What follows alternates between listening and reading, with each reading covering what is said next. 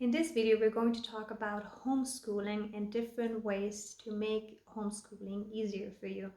My name is Alice. I'm part of A Whole New High, and this is our channel. Welcome. So at the moment, the world is in an exceptional state with the coronavirus spreading around the world. So many parents have to stay at home with their children. Schools are closed. We're in quarantine, lockdown. So parents are sitting at home with their children, and if you watch this, you might be one of them and feel like they're going crazy because they don't know how to homeschool their child, or um, how to fulfill all of the requirements that the teachers gave the children to do at home. If you have more than one child, it's going to be like really difficult for you, because every child has different things to do and you have to manage everything, and then while you also have to manage maybe to stay on top of your own job um, and getting the groceries and doing the household. Oh my god, this is really not easy, and there's so many videos going around YouTube where parents are exhausted, overwhelmed, freaking out, and I absolutely understand it. So in this video, I want to share my insights of how to make it easier to homeschool. And the first one is do not try to follow the curriculum so badly that you are going to disregard the feelings of your children or yourself. In these times, really, like, teachers are trying to stay on track, are trying to continue their program as usual, but the world is not going as usual. So why should children be the only one who continue as usual with their curriculum? If you are in panic, if you are in fear, your children are going to feel that, and they might feel panicked and like fearful as well. And who can actually sit down and learn in a situation when they feel like they're in a state of fear? We can't do that. Like, it's not possible for our brain to do that. If we're in a state of fear, we can't take in new information. So first of all, we need to sit then and deal with the fear and get us out of the fight and flight mode. So if you have children that are really fearful, it's impossible to teach them anything. And the best thing, no, it's actually not impossible to teach them anything. It's just not possible to teach them the curriculum of the school, but it is possible to teach them what to do when you're scared, and how to deal with fear, and how to calm down. And these are really important lessons that the school doesn't teach, and these are lessons that we might not have learned ourselves, but this is an opportunity to learn it for ourselves and to teach it to our children, because this is a really important part of life, and so many of us struggle because we never learned that at school. So my first advice is, do not put the curriculum above your child's feelings. Speak to the teacher, like write an email and say it's too much and it's not possible to do all the things you asked. And also, please don't give that much importance to good grades at the moment, or just in general, because they're just grades. And I don't know if you remember, like, from the past, like, I have forgotten almost everything I ever learned at school because I studied for the grades and not from myself. So what good does it do if you just learn to forget? And if you can help your children to just have a little break and not do that for a while, I think that would be really good for them, and also for your relationship with them. Number 2 is, instead of teaching them about the curriculum and all the things that they have to, like, look at for their school, Teach them about the situation we're all in right now.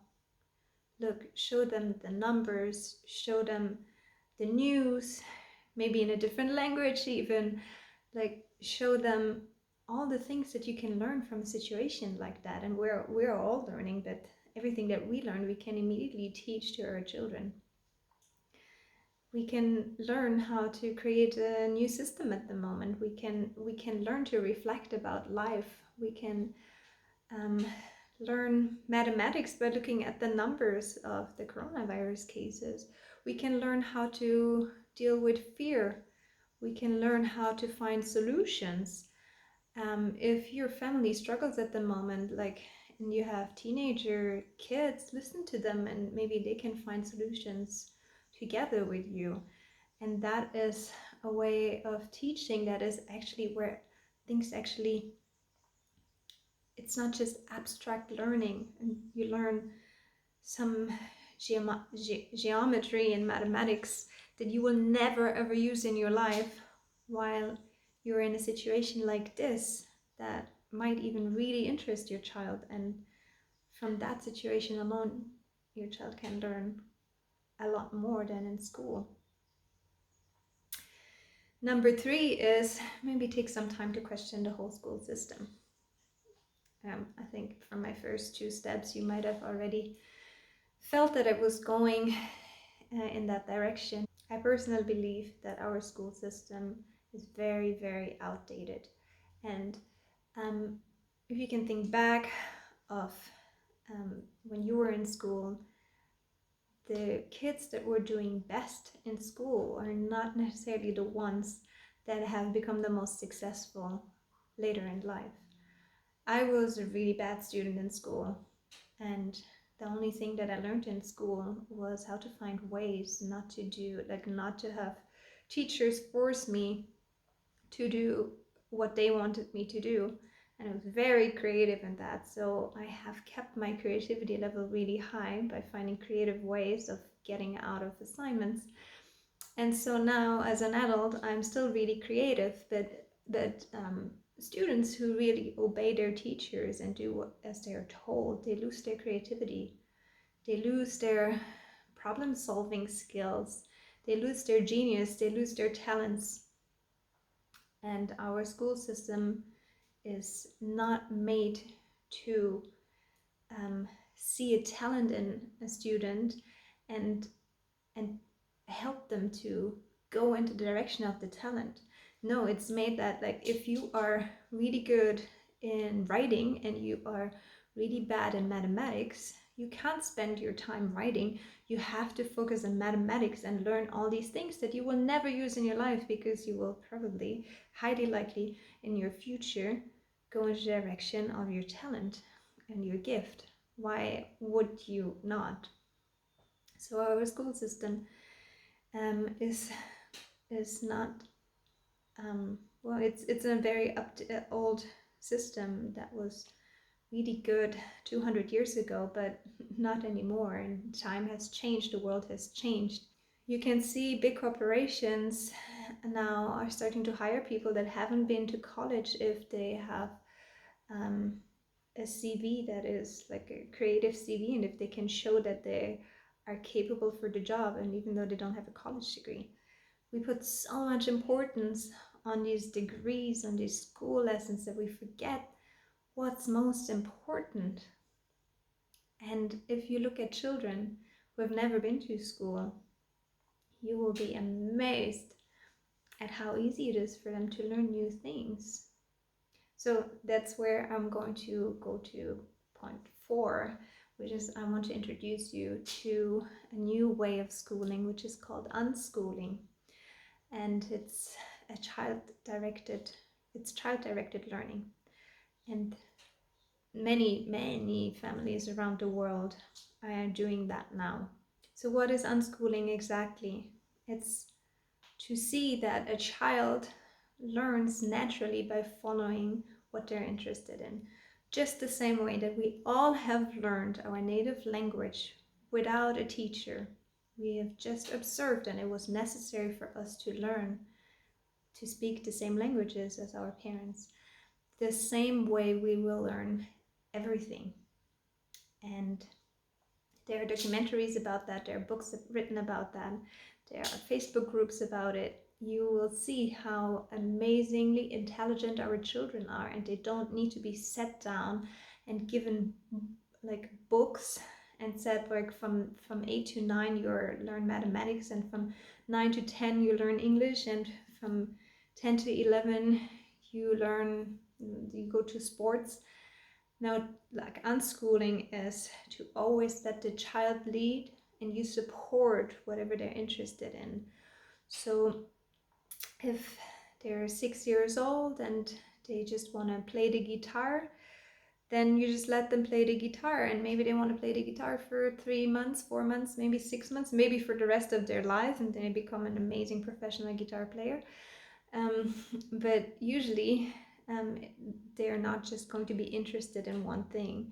Usually they do something for a certain period of time, and then something else will gain their interest, and they will follow that. And you as a parent, as a caretaker, or as a teacher would just support whatever they're interested in, and then there will never be any force, because the child will come, the child will ask questions, the child will be curious, the child will play. It will never feel a separation between play and learning. For a child, until we go to school, we always learn through play. You just look at small children and how much they learn by playing.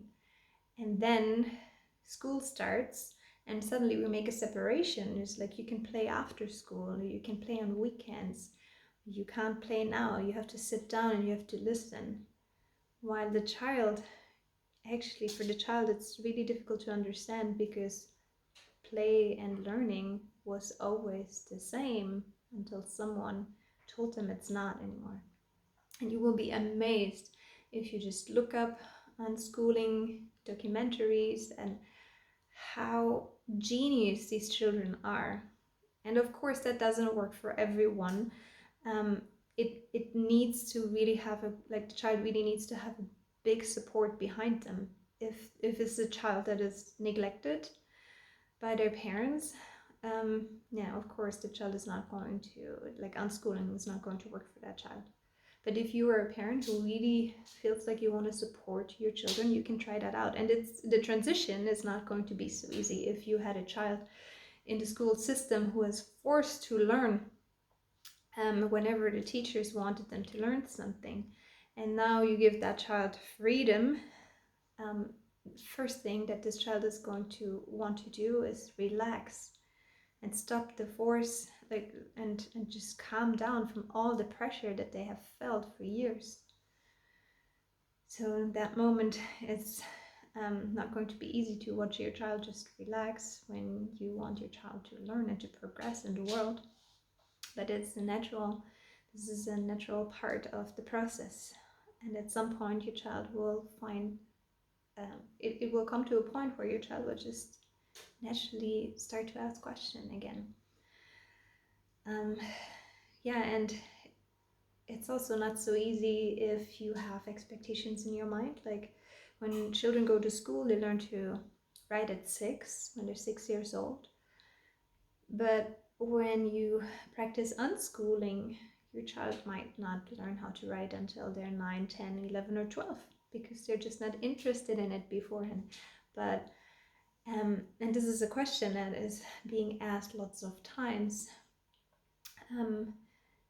But at some point, this child is going to find it's going to be impactful for their life to learn how to read and write, and then they can learn it in 1 or 2 weeks without even a teacher. That is so amazing. So I invite you to check out Unschooling, and to maybe implement even just a few unschooling techniques or non-techniques into your homeschooling practice, and maybe let go a little bit of the pressure and sit down, spend more time with yourself, with your own anxiety and your fear. Learn how to do that, to go through the fear, to go into a more relaxed and at ease space, and then you can teach your child how to do the same. And that's going to be a real important life lesson. Thank you for watching. If you have any comments, if you have any questions, please leave them in the comments below. And if you found this video interesting, just subscribe to our channel. And I'm looking forward to seeing you again. Thank you for watching.